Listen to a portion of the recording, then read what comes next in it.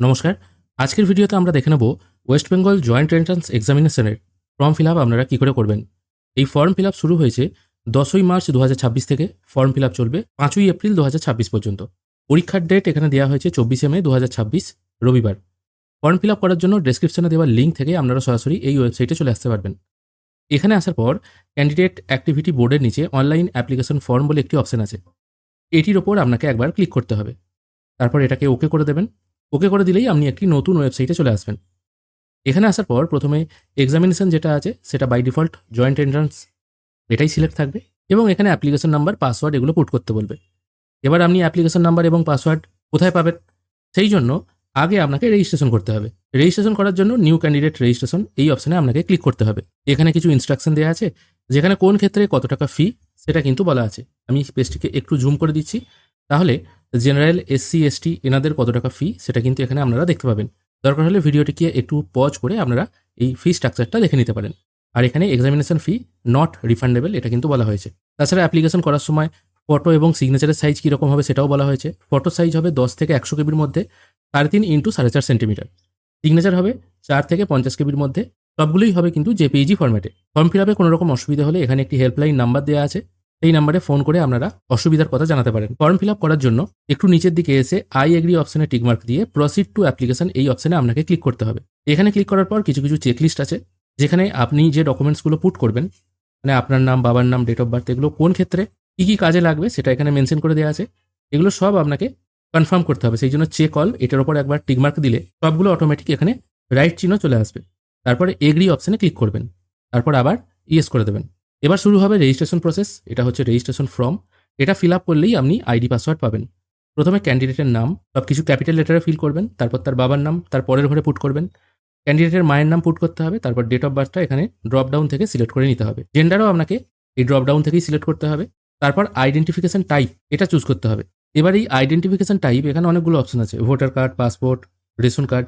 তার মধ্যে থেকে যেটা আপনার আছে সেটা সিলেক্ট করবেন এবং তারপর যেটা সিলেক্ট করছেন তার যে নাম্বারটি আছে সেই নাম্বারটি এখানে বসিয়ে দেবেন। যেমন মাধ্যমিকের অ্যাডমিট কার্ড সিলেক্ট করলে মাধ্যমিকের রোল নাম্বারটা এখানে বসিয়ে দেবেন। তারপর কন্ট্যাক্ট ডিটেলের জায়গায় এখানে আপনার ফোন নাম্বার পুট করবেন, তারপর এই অপশনটায় টিকমার্ক দেবেন। ইমেল আইডিও এখানে পুট করে তারপর এই অপশনটায় টিকমার্ক দেবেন। এগুলো টিকমার্ক না দিলেও হবে, তবে দিয়ে দিলে ভালো হয়। তারপর আপনার পছন্দ মতো একটি পাসওয়ার্ড সেট করবেন, এই টাইপের, যেটা স্ক্রিনের উপর দেখতে পাচ্ছেন এই টাইপের একটি স্ট্রং পাসওয়ার্ড সেট করবেন। তারপর এখানে যে সিকিউরিটি পিন বা ক্যাপচাটি আছে সেটা এখানে পুট করে সাবমিট করবেন। এরপর একটি রিভিউ পেজ চলে আসবে, যেখানে আপনি ডিটেলগুলো ফিল করেছেন সেগুলো সবকিছু শো হবে। এরপর একদম নিচের দিকে চলে আসবেন। যদি মনে হয় সবকিছু ঠিকঠাক আছে তাহলে সাবমিট অ্যান্ড নেক্সট করবেন। যদি মনে হয় কিছু ভুল আছে তাহলে এডিট করেও নিতে পারেন।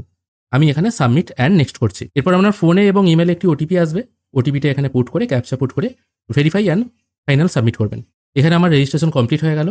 অ্যাপ্লিকেশন নাম্বারও জেনারেট হয়ে চলে এলো। তারপর click here two log in অপশনে ক্লিক করবেন। এরপর যেখান থেকে আপনারা রেজিস্ট্রেশন করেছিলেন এই পেজে আবার চলে আসবেন। এখানে অ্যাপ্লিকেশন নাম্বার, যে পাসওয়ার্ডটা সেট করেছিলেন সেই পাসওয়ার্ড এবং ক্যাপচা পুট করে সাইন ইন করবেন। এরপর একটি ওটিপি পাঠানো হবে ভেরিফিকেশনের জন্য। ওটিপিটা কোথায় নিতে চান সেটা এখান থেকে সিলেক্ট করতে হবে। আমি এটা ফোনেই নিতে চাই, সেই জন্য রেজিস্টার ফোন নাম্বার পুট করে সেন্ড ওটিপি করব। এরপর আপনার ফোনে একটি ওটিপি চলে আসবে। ওটিপিটি হবে 6 সংখ্যার, সেটা এখানে পুট করে লগ ইন করবেন। এরপর আবার একটি কনসেন্ট ফর্ম চলে আসবে, যেখানে যে ডিটেলগুলো আপনি ফিল করবেন সেগুলো কী পারপাসে কাজে লাগবে সেটা শো হচ্ছে। এখানে আবার চেক অল করে দেবেন, তারপর এগ্রি করবেন, তারপর আবার ইয়েস করে দেবেন। এখানে কনসেন্ট আপনার সাকসেসফুলি সাবমিট হয়ে গেল, এটাকে ওকে করে দিচ্ছি। এরপর টোটাল 7টা স্টেজে আপনাকে ফর্ম ফিল আপ করতে হবে। এখানে সব কিছু ইনকমপ্লিট দেখাচ্ছে। ফর্ম ফিল আপ করার জন্য ফিল অ্যাপ্লিকেশন ফর্ম এই অপশনে ক্লিক করবেন। এখানে বেসিক কিছু জিনিস রেজিস্ট্রেশন থেকেই কপি হয়ে চলে আসবে। অবশ্যই এখানে আপনি চেঞ্জও করতে পারবেন যদি রেজিস্ট্রেশনে ভুল হয়ে গিয়ে থাকে। তারপর আপনার ন্যাশনালিটি চুজ করতে হবে, আপনার কোন স্টেটে বাড়ি সেটা চুজ করবেন, আপনার রিলিজিয়ান এবং ক্যাটাগরি এখান থেকে চুজ করবেন। আমি এখানে এগুলো চুজ করে নিয়েছি। তারপর আছে সাব ক্যাটাগরি ডিটেল। এবার টিউশন ফি ওয়েভার বলে একটি অপশন আছে, যদি আপনি এই ক্যাটাগরির মধ্যে পড়েন ইয়েস করবেন, না হলে নো করে দেবেন। তারপর আপনি হ্যান্ডিক্যাপ কিনা জিজ্ঞেস করা হচ্ছে, যদি হ্যাঁ হয় তাহলে ইয়েস করবেন এবং কী টাইপের হ্যান্ডিক্যাপ, কত % হ্যান্ডিক্যাপ সার্টিফিকেটে লেখা আছে সেটা এখানে পুট করতে হবে, না হলে নো করে দেবেন।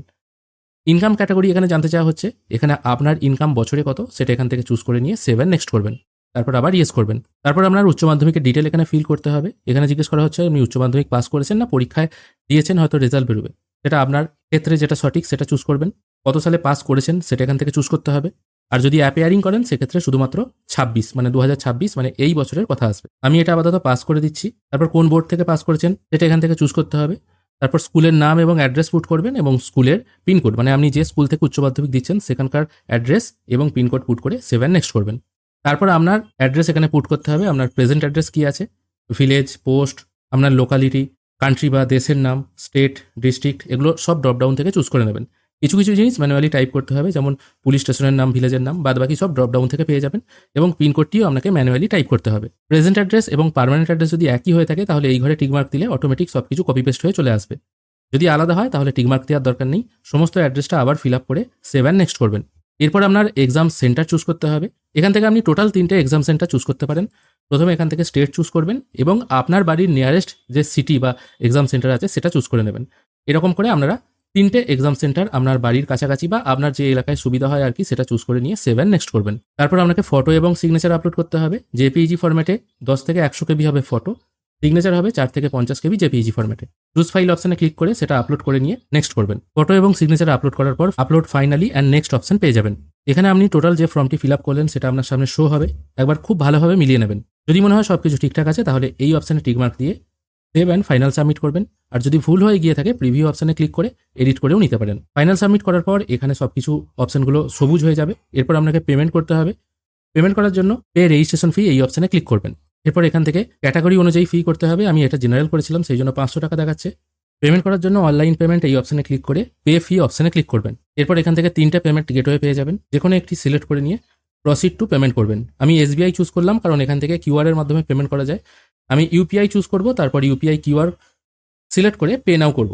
তাহলে এখানে একটি কিউআর কোড ওপেন হয়ে চলে আসবে। এরপর আপনারা ফোনপে এর মাধ্যমে স্ক্যান করে পেমেন্ট করে দিলেই পেমেন্ট প্রসেস কমপ্লিট হয়ে যাবে। পেমেন্ট প্রসেস কমপ্লিট হয়ে গেলেই আপনারা ফর্মটি বা রেডি ফর্মটি ডাউনলোড করতে পারবেন।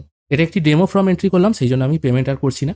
আশা করি আপনাদের টোটাল জিনিসটা ক্লিয়ার করে বোঝাতে পারলাম। এইভাবেই আপনারা খুব সহজে বাড়িতে বসেই ওয়েস্ট বেঙ্গল জয়েন্ট এন্ট্রান্স এক্সামিনেশনের ফর্ম ফিল আপ করতে পারবেন। আজকের ভিডিও এখানেই শেষ করছি। ভিডিও যদি ভালো লেগে থাকে অবশ্যই একটি লাইক করবেন। ভিডিও দেখার জন্য অসংখ্য ধন্যবাদ। ভালো থাকবেন।